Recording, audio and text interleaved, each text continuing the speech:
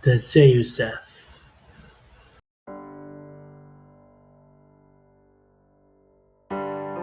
Sabi nila, ang tahanan ay kung nasaan ang puso. Pero paano kung ang puso ay laging naglalakbay?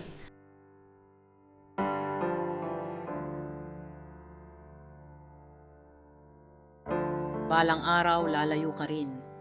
Pero tandaan mo, ang tahanan hindi lugar. Daladala mo ito sa puso mo.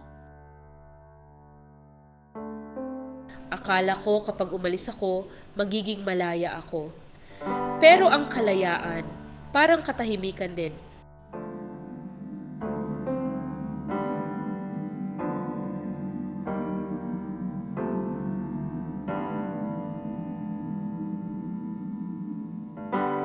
Mula sa isang tahanan patungo sa isa pa.